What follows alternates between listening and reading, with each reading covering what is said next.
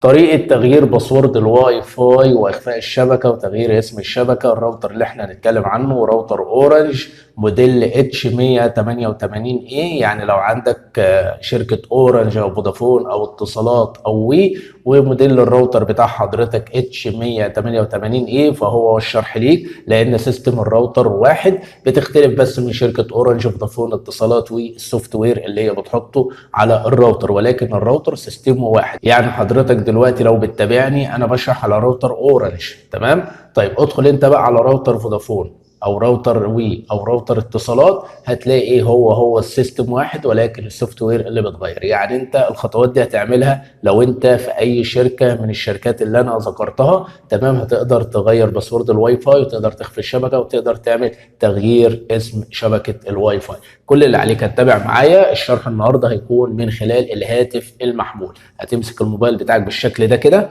تمام؟ وبعد كده هتبدا تفتح المتصفح بتاعك، وهتبدأ تكتب 192.168.1.1. بعد كده هتبدأ تقول ابدأ أو انتر. هيبدأ يفتح معاك صفحة الراوتر بالشكل اللي انتوا شايفينه ده يا شباب، تمام؟ هنا بيطلب منك اليوزر نيم والباسورد. اليوزر نيم والباسورد هتلاقيهم عندك في ظهر الراوتر، هنكتبهم ونرجع لكم تاني.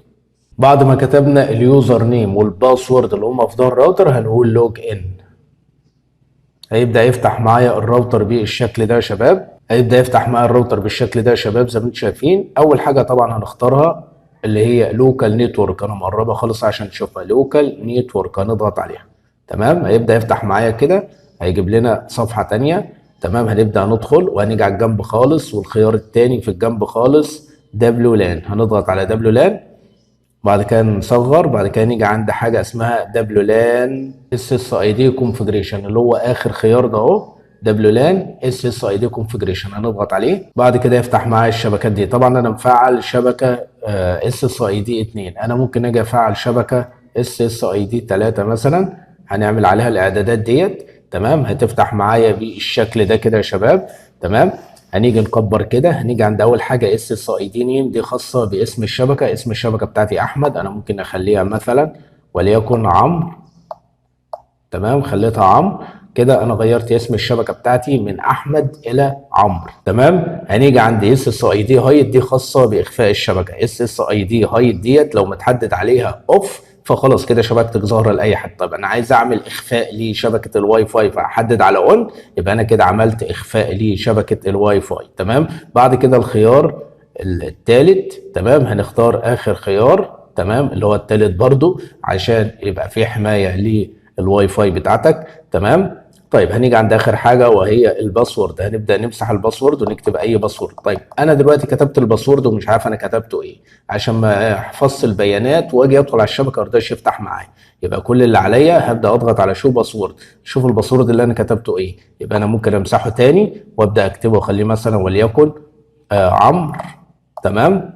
حرف كبير، بعد كده حرفين الصغيرين بتوع عمرو، يعني حرف الاي كابيتال، بعد كده ام ار حرف صغير عشان تكون الكلمه قويه يعني. بعد كده هبدا اعمل له اد، واعمل 123 شباك، وهبدا اعمل له مثلا حرف كيو كمثال يعني، تمام؟ وبعد كده هبدا اعمل ايه؟ هبدا اضغط على ابلاي، فكده هيحفظ لي البيانات. يبقى انا كده عملت ايه؟ اول خيار اس اس اي دي نيم، انا غيرت اسم الشبكه من احمد الى عمرو.